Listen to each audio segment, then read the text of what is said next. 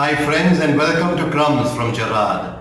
The topic today is a short powerful prayer for peace, and the reading is from Luke chapter 6 verses 27 and 28. Love your enemies, do good to those who hate you, bless those who curse you, pray for those who abuse you. This is the high point of Christian spirituality. But Jesus himself realizes how difficult it is to love your enemies. So he says, you can't love your enemies, do good to those who hate you. If you can't do good to those who hate you, bless those who curse you. And if you can't bless those who curse you, then pray for those who abuse you. And I'm going to speak on the last one, praying for those who abuse you and for other people. My good friend and Jesuit Father Robin Selman taught me a little prayer that can help you in this direction. First, an example.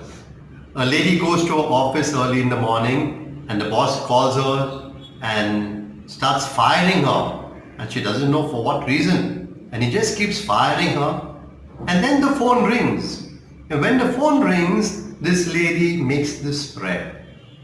When the phone is put down, he turns and says, I want to tell you how much I appreciate all that you're doing in the office. Complete transformation. Now this is nearly like a miracle. But let me give you this prayer first. What is this prayer? A very simple prayer. Lord, fill me with your love and let it overflow into A, whoever the person is. Lord, fill me with your love and let it overflow into the person's name. What does it do? First of all, you realize that you are weak, and therefore you yourself need God's grace, His love.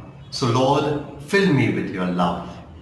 Now that you're being filled, you become a channel of God's love, God's grace to the other person.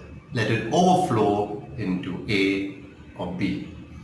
So Lord, fill me with your love and let it overflow into A.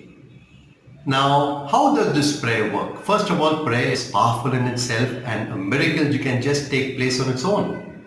But let us see, even the practical point of view, when you say, Lord, fill me with your love, your whole attitude is changing from a negative one to a more positive one, because now you're being filled with God's love. Now you become a channel of that love toward the other person. And just imagine, by being that channel, the way you speak, the way you act, you won't react, the way you act, the way you respond will be so positive and good that slowly over a period of time, even that person will respond in a different way.